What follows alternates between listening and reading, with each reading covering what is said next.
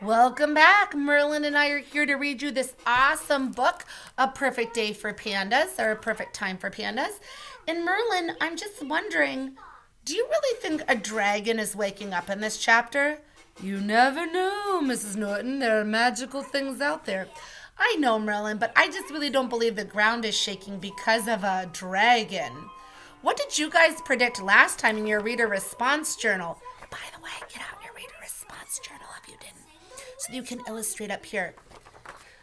Merlin, I don't know, but I know when the ground shakes, usually that means that something's happening with the earth, like maybe a big truck is going past them, or maybe a big boulder is rolling down the hill. Because we studied that, remember when we studied that in Mystery Science when the big boulder rolled down the hill? So maybe something like that is happening, something more natural.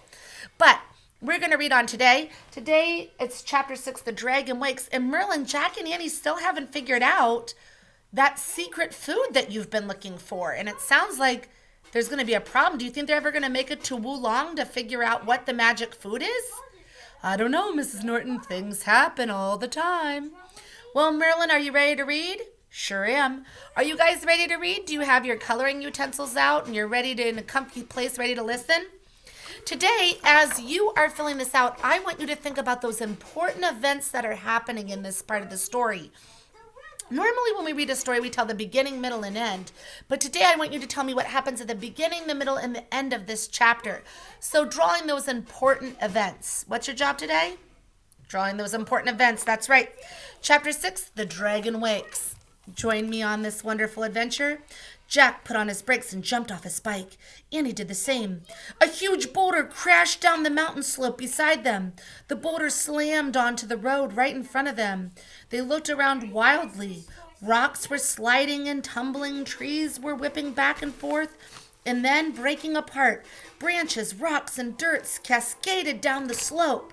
As Jack tried to figure out what to do, another boulder tumbled down, and then another.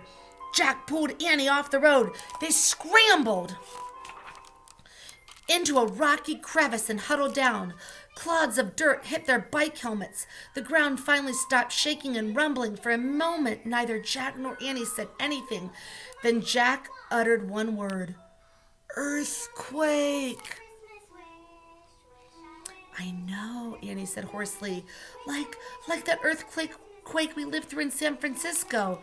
Except there, buildings crumbled around us, said Jack. Here, it's mountains. I think it's stopped, said Annie. Let's look. Annie started to stand up, but Jack pulled her back down. Wait! The ground had started shaking again. Aftershock, he said. Watch out! More stuff might fall. No sooner had Jack said that than another enormous boulder crashed to the ground. Then another one tumbled down. The earth stopped trembling again, but the air was so thick with dust and grit that it made Jack's eyes burn. I wonder if the pandas are all right, said Annie. Oh, man, said Jack. Bing, bing. He pictured the giant panda in her yard trapped under a rock or a tree. We've got to go back, said Annie. I know, said Jack. They both scrambled to the road. Where are our bikes? Jack and Annie looked around as the dust settled. They saw massive damage up and down the highway. Fallen rocks, mud, and trees blocked both the way to Wulong Town and the way back to the Panda Center. A boulder the size of a car had crushed both bikes. Jack and Annie took off their helmets and dropped them to the ground. We can't go back to the Panda Center now, said Annie. We can't go to town. We can't go anywhere. No kidding, said Jack. You'd have to be King Kong to get over this stuff. King Kong, Annie repeated. Then she looked at Jack and grinned. What? He said. Do you remember the secret formula they got? King Kong, no problem, she said. We can do it. Do what? Said Jack. Turn into King Kong, said Annie. Well, not quite as big as King Kong, maybe, but we could be 5 times bigger than we are now, said Annie. Oh, said Jack. He'd forgotten all about their magic potion. It's perfect, said Annie. It's the only way we can get out of here. Yes, said Jack, letting out a long breath.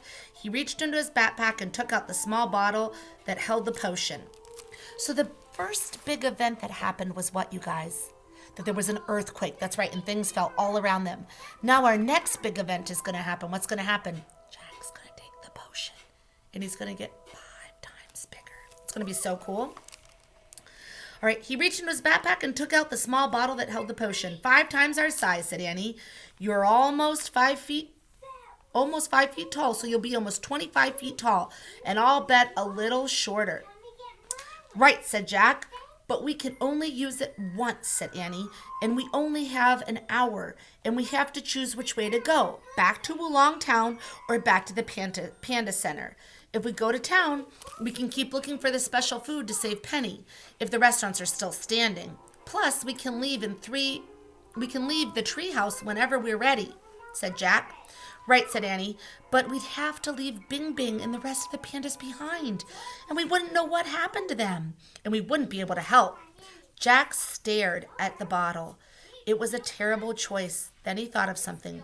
Remember on our last mission you said that when we do the right thing, it feels like it somehow helps Penny, even if it seems to take us away from our goal?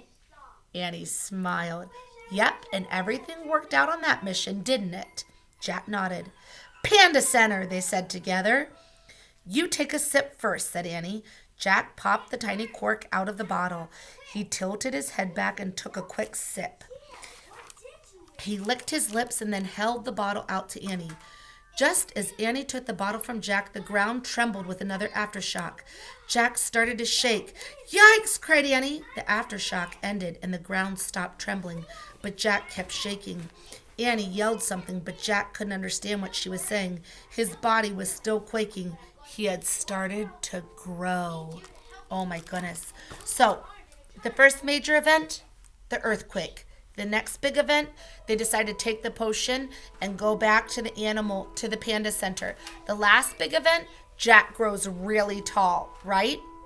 All right, so I want you to draw what Jack is going to do now that he's really tall. How is he going to help save them? That's your last job for your prediction for tomorrow. All right, I can't wait to see all your amazing work when you turn in these packets. Cece, can you say hi to the kids? Cece's hanging out today. You want to say hi to the kids? Hi. Say hi, kids. Do your job. Do your job. Good job, guys. Good job. All right, we'll see you tomorrow, friends.